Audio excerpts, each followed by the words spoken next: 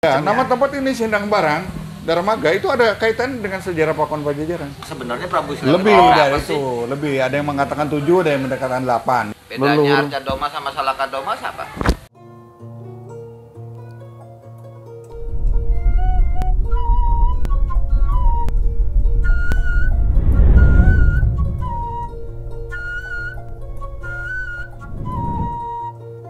Assalamualaikum warahmatullahi wabarakatuh.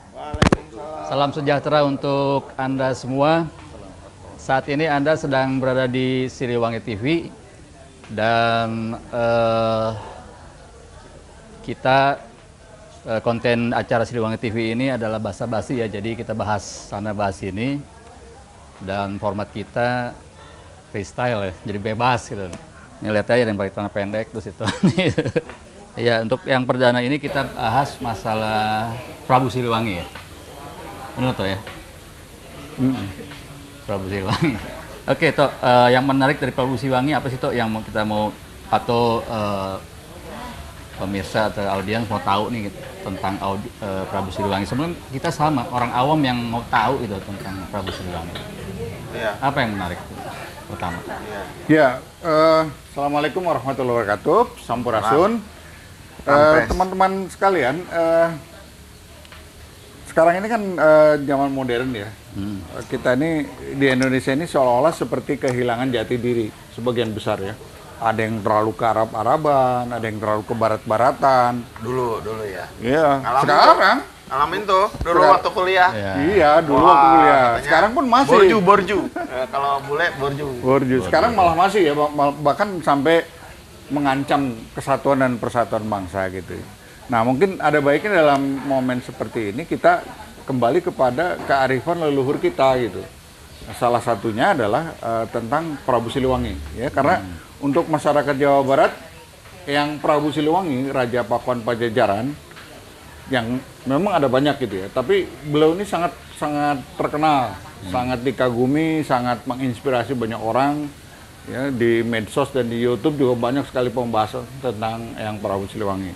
Nah, cuma yang agak mungkin kurang dibahas itu adalah tentang bagaimana sih karakter kepemimpinan beliau ya, sehingga beliau begitu dipuja-puji oleh rakyatnya, bahkan juga mendapat pujian daripada pendatang Eropa pertama. Misalnya Tom Pires, orang Portugis. Ya, pendatang maksudnya gimana pendatang? Iya, jadi di zaman kerajaan Siliwangi itu dulu. Iya, kerajaan Pakuan Pajajaran ya, pada waktu Prabu Siliwangi masih menjadi raja ya. Ini Pakuan ya, bukan Pajajaran ya. Pakuan Pajajaran. Pakuan Pajajaran itu satu ibu kota. Sebetulnya nama kerajaannya adalah Galuh Pakuan. Galuh Pakuan. Itu termasuk Pajajaran. Galuh Sunda ya, Galuh Pakuan. Nah, ibu kotanya di Pakuan Pajajaran. Lokasinya di Bogor tempatnya. Salah satu buktinya adalah prasasti batu tulis itu. Nah, di situ nama yang Prabu Siliwangi ditulis dalam aksara Palawa ya, di prasasti batu tulis. Prasasti batu tulis yang di sebelah sekolahan itu. Iya, sebelah sekolahan, seberangnya istana kepresidenan. Gue juga orang Bogor nggak tahu belajar. Bangetan lu, nggak tahu. Itulah kelemahan kita. Yang pernah dibongkar sama menteri itu. Oh, yang mau digali ya dulu ya? Itu salah aplikasi mimpi. Oh ya, tahu kalau itu mah. Oh, di situ ditulis di Palawa di situ. Iya, di situ ditulis dalam prasasti itu ditulis nama yang Prabu Siliwangi. Nah, prasasti batu tulis itu sendiri itu dibuat oleh anaknya Prabu Siliwangi, yaitu Prabu Surawesesa, yang juga disebut Prabu Siliwangi juga. Karena Prabu Siliwangi itu bukan nama pribadi, tapi nama kayak Firaun lah. Gelar Paraoh gitu ya. Kalau Paraoh itu kan bukan satu orang ya, banyak. Nah, Prabu Siliwangi juga banyak. Tapi yang paling terkenal itu yang dituliskan dalam prasasti batu tulis itu. Juga ada 3 keturunannya yang juga terkenal ya, yaitu Prabu Surawesesa anaknya, dan yang terakhir itu Prabu Surya Kencana yang kemudian mewariskan Uga Wangsit Siliwangi. Berarti kalau nyebut Prabu Siliwangi nggak bisa bukan cuma sosok satu orang. Walaupun ada yang paling menonjol. Yang paling menonjol itu adalah 3 itu. Ya, yang namanya dituliskan dalam prasasti batu tulis itu. Yang paling menonjol itu adalah yang Prabu Siliwangi yang dulu ketika masih mudanya namanya Raden Pamanah Rasa, sebelum dilantik jadi raja ya. Pamanah Rasa. Nah, ketika beliau kayak Arjuna juga ya, panah. Bukan panah ini. Iya. Manah dalam pengertian apa ya? Baik ya. Manah itu dalam bahasa Sunda mana hatena baik Iya, hatinya iya, gitu. iya. Jadi Pak Mana mana. itu iya, ya. iya. Bukan Ya, mana ya. Bukan Lain mana, lagi. ada Jawa juga ada tuh ya mana. Iya. Ya malum lagu Gitu. Jawa soalnya. Gua Nah. Sunda. Lu kan enggak lu. Lu mah Sunda tapi dikira Cina gua. bukan, lu mah mungkin ada Sunda Cina. murtad lu nggak tahu lu. Lo ngobrol-ngobrolin Siliwangi emang yang orang Bogor siapa sih? Yang asli Bogor, lo orang mana? Gua orang Bukan orang Bogor berarti. Hah? ya harus Iya. Ya, Mister. Jarang yang orang Bogor asli apa? Lo Kalau orang Oh, gue kota- lahir Bogor. Ini juga lahir Ini Bogor. kelahiran Bogor. bukan Bogor kan? Kelahiran Sama, bukan dari gua. Bogor dong. Orang tua lo memang Bogor. Tapi iya, Ya. nama gua banyak O yang ngegerolong semua. Balik ya. Iya. Oke. Oke, terus ke istana emang di Bogor tuh gimana sih? Ah, betul. Istananya di Bogor walaupun mungkin agak sulit meyakinkan banyak orang karena berbeda misalnya dengan Majapahit yang meninggalkan jejak-jejak istana atau bangunan Iya.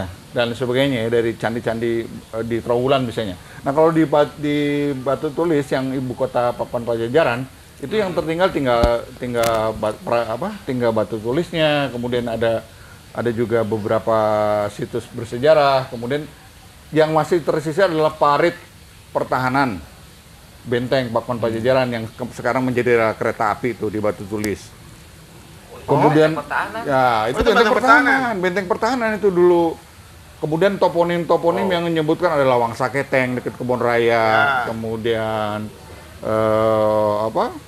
Lawang Gintung. Itu Lawang itu juga Lawang Saketeng apa artinya? Saketeng. Lawang itu kan pintu ya. Pintu ya. Saketeng. Ya, Bukan. saya kurang tahu persis. Oke, Mungkin oke. yang lebih tahu toponim ini adalah antara lain Pak Abah Sulaiman, ya, yang masih hidup di sana di Bogor nih. Abah Sulaiman dia menulis buku tentang toponim itu. Jadi Kita cari, kita toponim. cari. Hah? Toponim apa? Toponim itu ilmu tentang sejarah nama-nama daerah. Sejarah nama-nama daerah gitu. Oh, Jadi topo dari toponim itu topografi. bisa dilacak keberadaan. Artinya fakta bahwa kerajaan Pakuan Pajajaran itu di Bogor itu terekam dalam ingatan warga Bogor dalam bentuk nama-nama, folklore, kisah-kisah, Iya, iya. legenda, mitos dan lain sebagainya. Lalu ada juga yang menuliskan.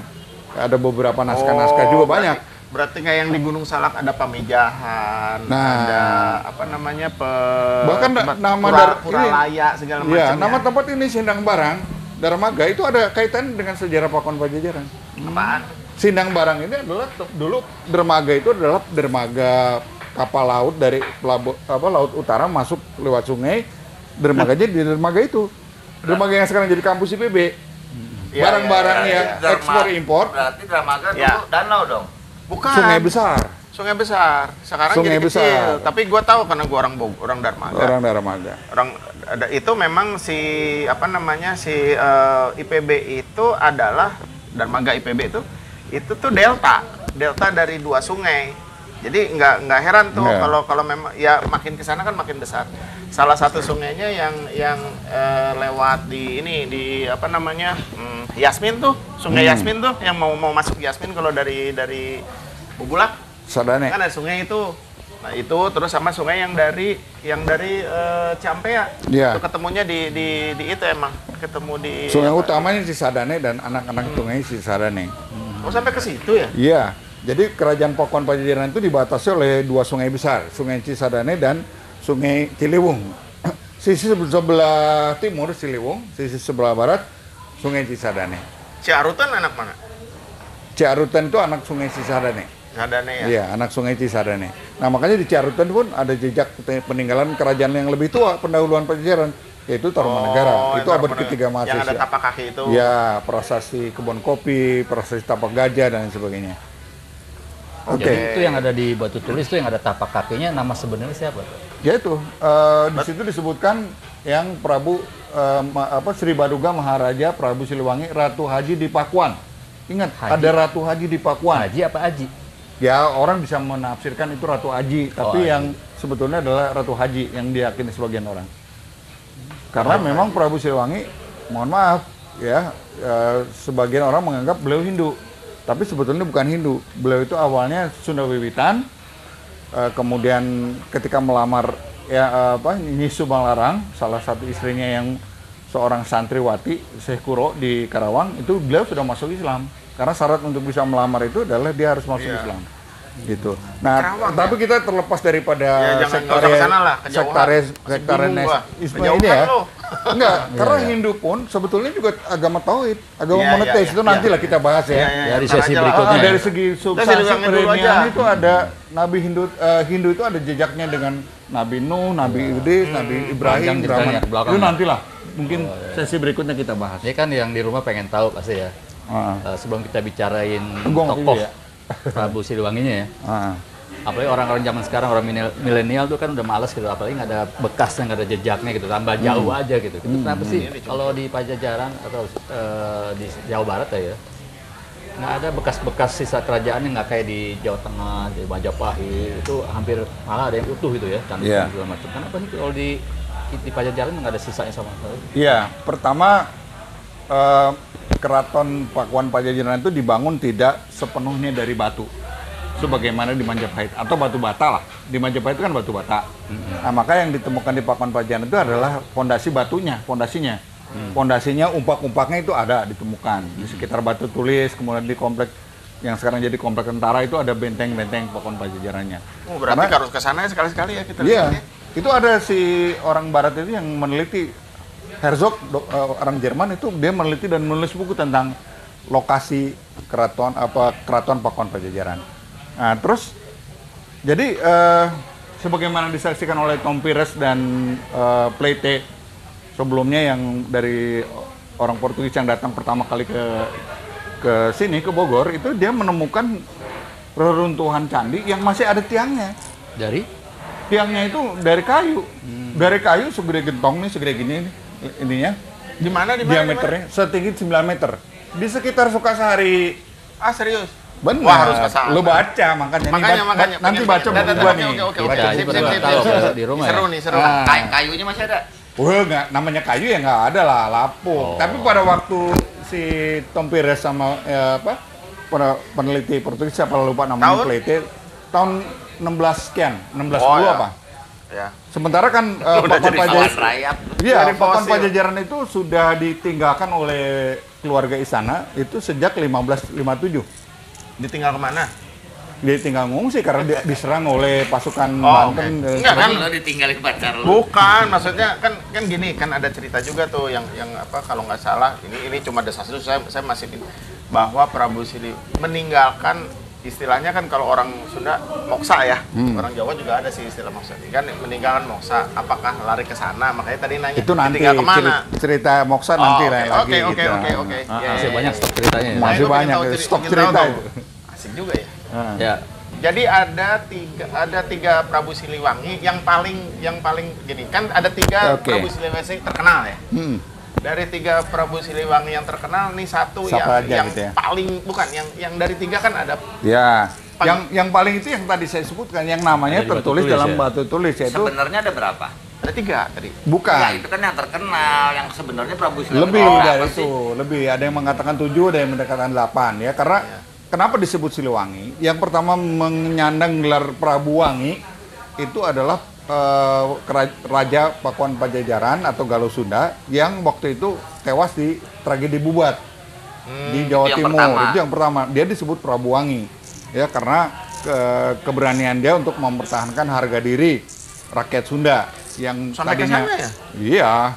Dan Itu nanti lagi ya kita Ah, bahas nanti. lah ya. Wah, asik Nah, banget. para penggantinya Harus itu disebut diterusin. Siliwangi. Para Oh, pengganti selanjutnya. selanjutnya disebut Siliwangi, terutama yang karakternya bagus. Ada juga Raja Pakuan Pajajaran yang terakhir itu yang tidak disebut Prabu Siliwangi karena memang perilakunya tidak wangi. Oh, Bau malah busuk gitu. Jadi Prabu Siliwangi itu Prabu yang harus wangi, bener Akhlaknya kelakuannya. bagus. Kalau walaupun Wah, turunannya iya. kalau Iya. kagak wangi Namanya Kagak disebut. Mas Iya. saya ngerti gua. Itu. Iya, keren, Gitu. keren. ini justru ini intinya tadi lu nyebutin karakter ya, soal karakter, gitu Karakter kan. ya, kembali ke karakter ya. Makanya orang mungkin pemirsa di rumah kan mau nanya ngapain sih ngebahas masalah kayak gini gitu, orang masa lalu gitu kan. Tapi sebetulnya ada yang mau kita menurut lu gimana? Apa sebenarnya tujuan dari ngangkat sejarah masa lalu atau tokoh-tokoh raja-raja Iya. di Indonesia, khususnya kita yang di Jawa Barat nih ya. Untuk anak sekarang kan apa sih manfaatnya? Ya, nah itulah salah satu problem krisis kebudayaan kita itu karena kita lupa diri. Jati diri. Nah, lupa jati diri. Karena lupa diri, maka kita tidak tahu jati diri. karena kita tidak punya jati diri, maka kita rendah diri, tidak percaya diri. Ya, akhirnya dalam berbuat, bertindak dan sebagainya mentalnya mental jongos, mental inlander, mental orang-orang terjajah. Nah, ngagulin orang barat atau betul gitu. Memang ada kesengajaan sih dari kolonial untuk menghapus jejak budaya kita. Untuk mempermudah dia ngejajah kita. Betul. Gitu. Nah, makanya sekarang kita nih udah lewat 50 tahun punya kewajiban untuk mewariskan nilai-nilai baik itu kepada anak cucu kita. Antara lain dengan kita angkat tentang Prabu Siliwangi. Oh, budaya itu dihapus. Iya sih. Emang ya budaya Sunda sih kalau saya pikir. Iya, budaya Sunda itu hampir hilang. Nyebar. Kalau di Jawa, di Bali itu masih agak sedikit lestari ya. Jawa ini, Sunda ini agak parah. Kalau di Bogor, situs-situs yang masih ada tentang peninggalan Siliwangi banyak nggak? Di mana aja? Banyak. Contohnya, selain yang tadi yang di dekat selain batu tulis. Batu tulis tadi. Ya, ada batu tulis, kemudian ada juga batu congkrang di Empang, bahkan batu tapak di Cibalagung. Kemudian ada juga di Gunung Salak, banyak tuh di Gunung Salak ada 100 situs bersejarah berupa punden berundak. Tapi kagak ada yang tahu ya, kagak ada yang datang ke sana. Ya karena tahu, karena nggak belajar. Kalau justru kita karena ngaji ya, justru kita acara ini adalah untuk memberitahu. Nah itu. Untuk memberitahu. Poinnya itu sekarang. Memberitahu dan mencerdaskan. Termasuk Arca Domas. Iya, termasuk Arca Domas atau Salaka Domas. Cibalai. Cibalai itu adalah bahkan nanti kalau diteliti lebih lanjut lagi, itu memang bukan dibangun oleh Prabu Siliwangi, bahkan lebih tua. Bedanya Arca Domas sama Salaka Domas apa? Nah, ini ada sedikit rancu ya. Kadang-kadang situs Cibalai disebut Salaka Domas, tapi ada yang mengatakan Arca Domas. Sementara sebutan Arca Domas itu ada di 2 tempat, di Cibalai Gunung Salak itu dan di Megamendung. Nah, makna Arca Domas itu bukan arca patung. Arca itu artinya hukum. Domas itu 80 nilai-nilai hukum, kayak Ten Commandment lah gitu ya. Iya. Gitu. Nah, Arca itu bukan patung ya? bukan, tapi hukum-hukum universal. Pernah sih sampai kini. Yang Gua disimbolkan dengan batu, menhir dan lain sebagainya gitu. Aku main ke Salak tuh, arah ke Salak Indah kan. Gitu kan ada Curug Luhur, terus ada itu. Nah, terus nggak sengaja tuh naik motor kan, terus lihat ada tulisan Arca Domas. Perasaan Arca Domas ada kaitannya sama Sunda, dan karena itu di Gunung Salak kan langsung pemahaman saya kaitannya kan masih Lawangan segala macam kan. Cuma ampun, jalan ke sana itu bukan jalan bagus, jadi dulu waktu itu berdua pakai Mio, udah setengah jalan jalannya begini udah nyala balik lagi, nggak sampai ke ujung, nggak sampai ke tujuan gitu. Pemerintah kagak merhatiin lah. Ya belum lah, mudah-mudahan kedepannya bisa lebih ini. Kita gedor. Bikin jalan. Iya, kalau gue jadi presiden nih gue bangun Gunung Salak.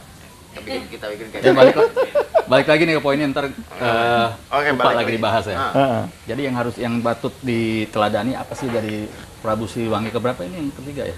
Yang ada batu tulis ini ya? Urutannya bisa jadi perdebatan lah. Tapi yang jelas mulai dari Sri Baduga Maharaja, Ratu Haji Pakuan Pajajaran itu, yang kemudian menikah dengan Nyi Subang Larang, melahirkan anak-anak seorang Muslim, dan bahkan ada cucunya jadi wali ya, salah satu wali Songo gitu kan. Nah yang itu. menonjol jadi. Oke. Kan. Sama apa ya, ada 2 lagi, Prabu Surawisesa yang mempertahankan dari serangan-serangan kerajaan lain, dan yang terakhir cucunya yaitu Prabu Surya Kencana yang kemudian mewariskan Uga Wangsa Siliwangi. Itu tiga Prabu Siliwangi yang terakhir yang mungkin karakternya akan kita bahas sekarang ini. Kita minum dulu ya, santai tuh. Ya udah break dulu. Ini perdana udah tapi aku nggak bisa ikutan lanjut nih, soalnya abis ini masih gue masih harus jalan lagi. Oke. Nanti perawan kabarin aja. aja lu, kayak perawan aja Iya begini dong, pulang. iya dong, nggak kalah sama perawan. Thank you ya Bang ya. Oke. Ya sorry, tapi nanti berarti bukunya apa namanya bukunya? Kerajaan Pakuan diterbitin nih? Pajajaran dan Bogor dalam Pusaran Sejarah Dunia. Mudah-mudahan bisa diterbitkan oleh Siliwangi TV. Iya deh. Oke, aku pamit duluan. Ini nanti kita ngobrol lagi. Mudah-mudahan berikutnya bisa ikutan lagi ya. Oke. Kayak gini untuk acara ini. Atur Aku nuhun. pamit. Makasih ya. Thank you. Semua. Ya. Yuk. Enggak.